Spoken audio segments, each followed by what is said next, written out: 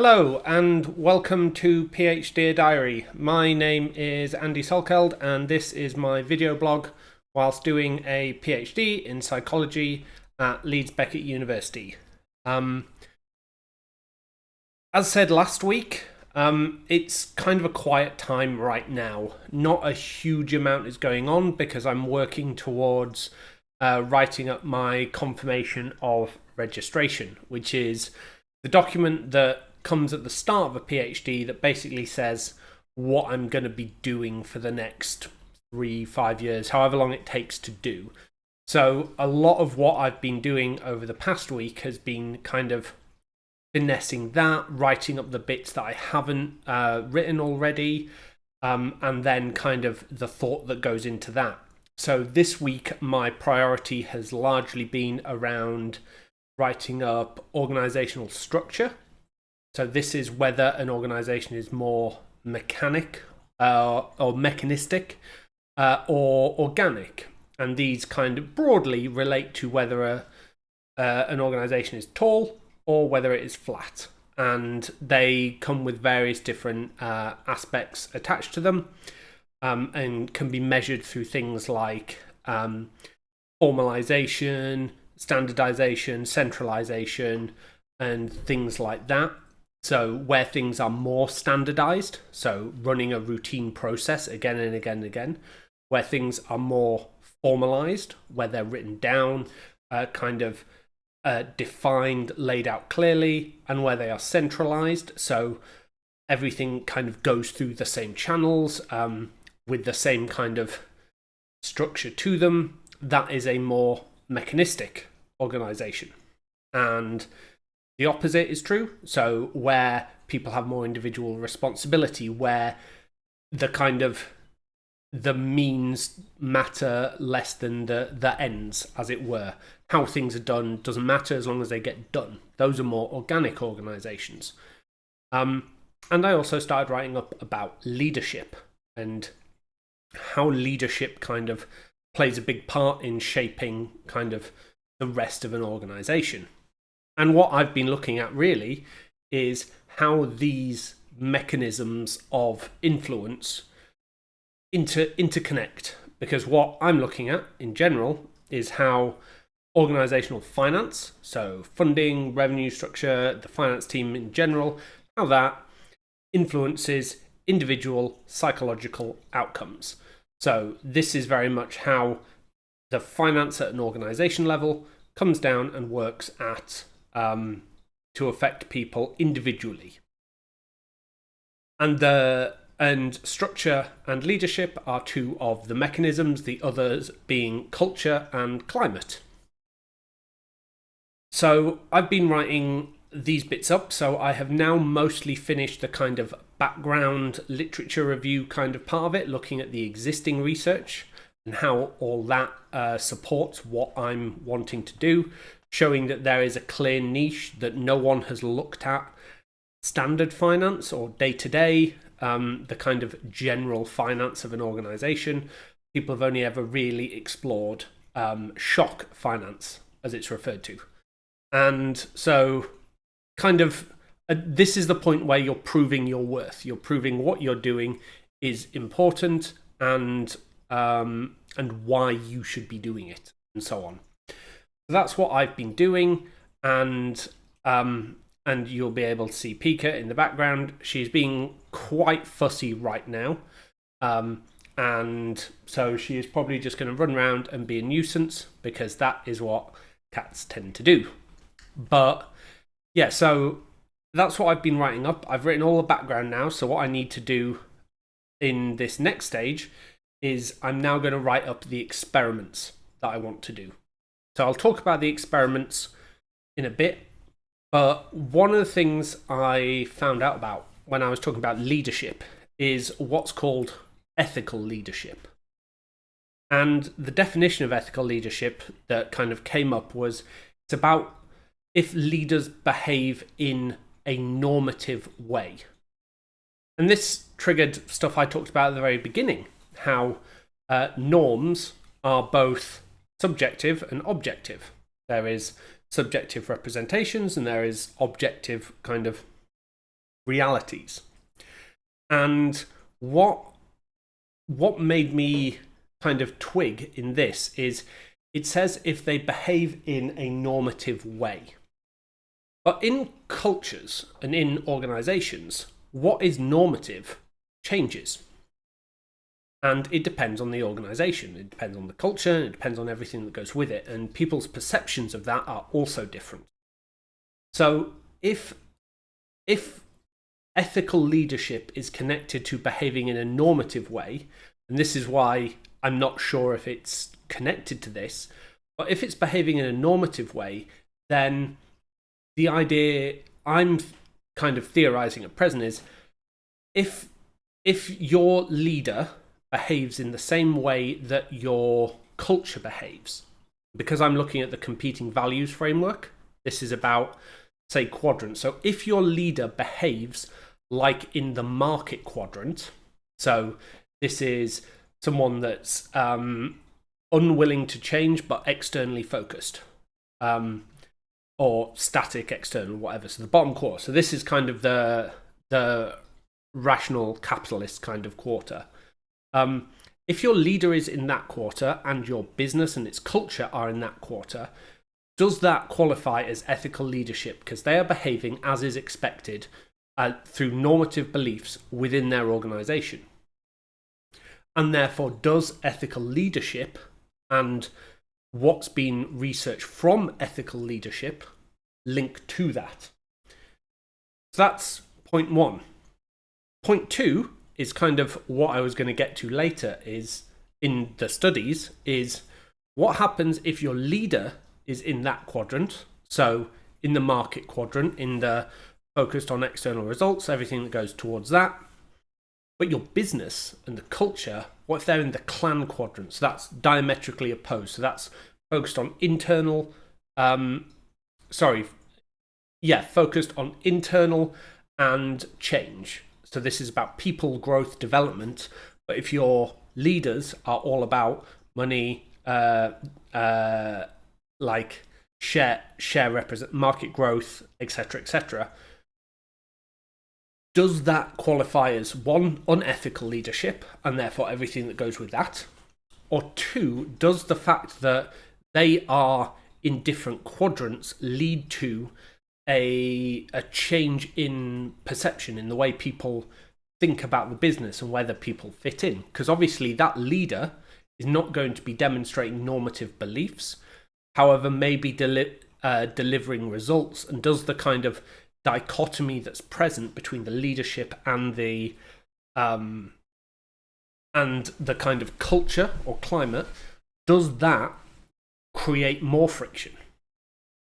And this is why, for me, it's why I wanted to use something like the competing values framework as a very simplistic tool to be able to say, fine, this is in this quadrant, this is in this quadrant, this is in this quadrant, this is in this quadrant.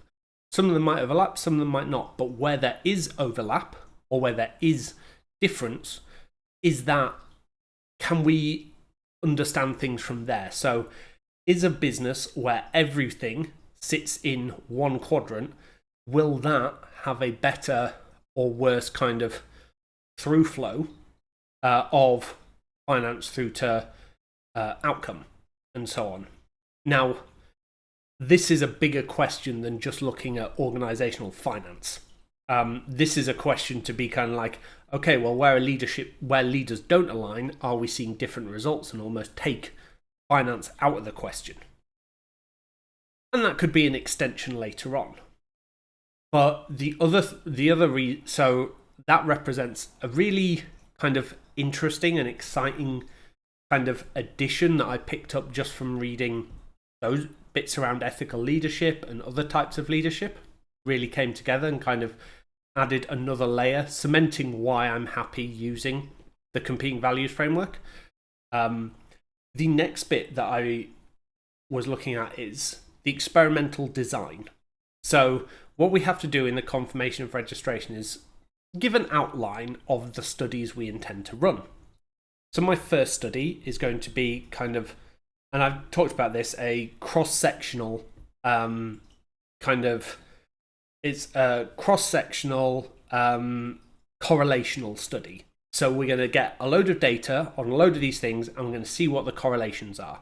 And we're going to build what's called a structural equation from that. And that will give us ways and weightings of how different things influence different parts throughout the equation, or throughout the business, and so on. So that's the first bit. But the next studies, these are once we have the structural equation. My intention is to create a vignette of a finance team or a finance function within a business. So I'm going to describe a finance team, finance function, and highlight what its values are, what its I'm going to use the competing values framework to define them within their quadrants that match the different parts of culture. So I'm going to talk about their values, talk about their beliefs, and talk about their behaviours. So these are going to be what they this is how I'm going to describe the finance team. And people will be randomly assigned to one of 4 vignettes that basically says, you are seeing a clan finance, or you are seeing a market finance, or adhocracy, etc., etc. So you're seeing these. Does that perception of finance and how finance is run influence what your ideas are around, or perceptions of the culture, of the leadership, and all of that? How's that going to work? And those are going to be 4 independent studies, one that looks at leadership, one that looks at structure, one that looks at climate, and one that looks at culture. And we're going to see if seeing a clan finance leads you to believe in clan culture, or seeing market finance leads you to believe there is a market culture. Because if they're connected like that, then we can kind of say, okay, good. These are linking up.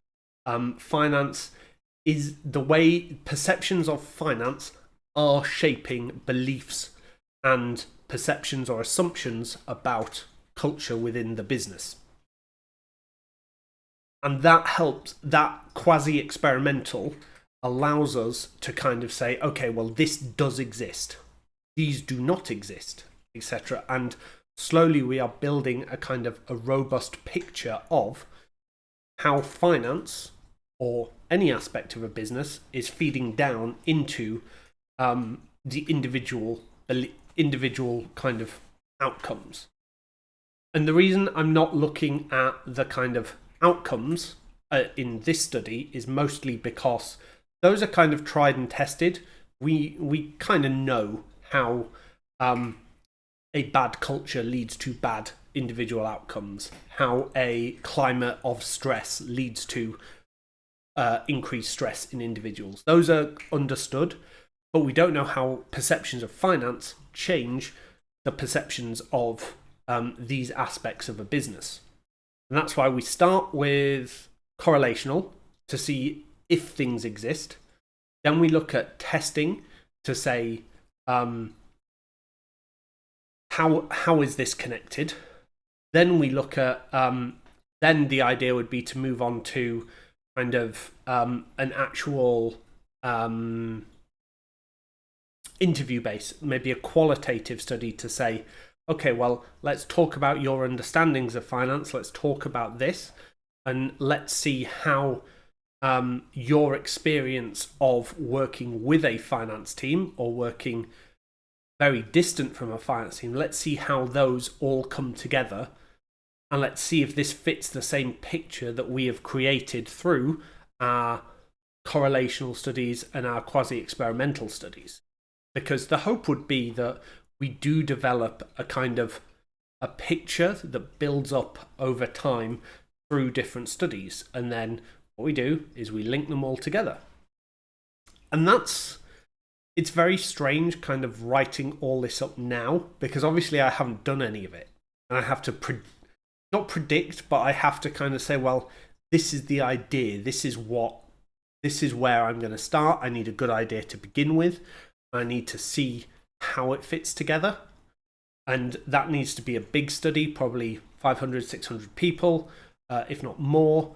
Then I need to do then I want to test individual relationships to see whether those are stronger, weaker, etc., and see if that aligns with the correlational.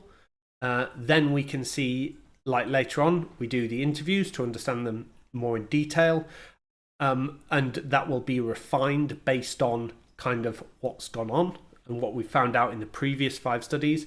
And then once we're kind of set on what it looks like, we can then maybe do one final correlational study based off what we know in the from the structural equation to say, okay, this is what it looks like, this is what we've defined. So now what we're going to do is we're going to assign people to set set vignettes, set experimental qualities, and then see if we get the results that we predict. And that's kind of how you can finish it all at the end and say, right, well, we've got all this information, this is what we would predict. So if we show someone this finance structure and these aspects of culture, climate, etc., we would expect these people to have these kind of outputs on them. And this is very challenging, kind of thinking of it all in advance, but I'm doing my best. It is tough, it is complicated, but I feel I've kind of got a good grasp on it. So that's what I've been doing over the past week. I've had a couple of meetings on my small business, which is great. It's going well. Launched, I believe they're going to be in 50 cities by the end of the month, which is great. Slowly, it's slow going. Like everything in startups always takes a lot longer than you think it will. So it's just about being respectful of the time required to do that. So I'm trying to do that.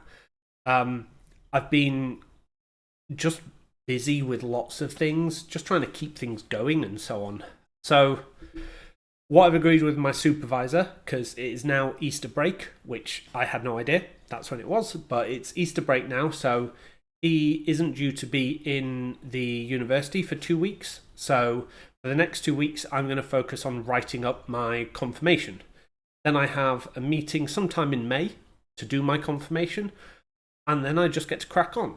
So everything's working towards that, but even though it's kind of boring what I'm doing, I'm still wanting to record this for the kind of, just for the record. I am feeling pretty good about where I am, but at the same point, I have no idea if it's good, if it's wrong, if it's right, etc. But it's interesting and I'm enjoying it, which is a really good thing. So anyway, that's kind of where I am. That's kind of what's going on. And I just wanted to make sure I was sharing it because, as I say, someone somewhere in many years to come will look back and maybe analyze this as a part of some psychology experiment, say, what does doing a PhD do to individuals? And this will be here for them. So anyway, thank you very much for watching. I really appreciate it. And if you have any questions, do feel free to get in touch. It's appreciated. So thank you very much, and I'll speak to you next week.